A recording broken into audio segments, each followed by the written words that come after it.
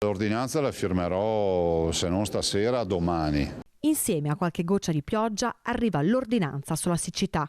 Manca solo la firma del presidente Luca Zaia al testo di quello che sarà un atto formale per limitare cittadini e istituzioni all'uso dell'acqua in vista dell'estate. Comincia a esserci un'ordinanza, vi anticipo già, che dà delle indicazioni e, come si può dire, sensibilizza in maniera ufficiale con un atto formale i cittadini e le istituzioni che si riferiscono ai cittadini in maniera tale che l'acqua non sia sprecata. Tanto per dire l'irrigazione dei giardini piuttosto che il pozzo artesiano a gittata continua che sta lì a continuare a sprecare acqua quando si potrebbe magari chiudere con una saracinesca, con una valvola, evitando lo spreco dell'acqua. Allerta ancora lieve per il presidente Zaia, un semaforo giallo che allontana almeno per qualche mese l'ipotesi del razionamento dell'acqua. Siamo in un livello di allerta lieve, non siamo ancora in un livello di allerta che mi permette di firmare un'ordinanza imponendo dei razionamenti. Non lo vorrei mai fare, spero che piova. Ma Nasoli in su, le tanto sperate nubi di pioggia sembrano solo un miraggio,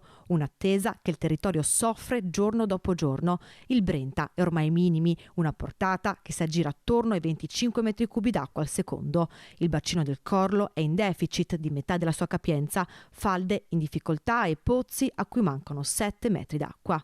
È solo marzo, ma l'agricoltura ha già paura.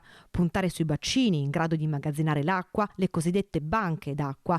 E questo l'appello dei consorzi di bonifica che portano ancora una volta sul tavolo della discussione politica regionale l'invaso del Vanoi.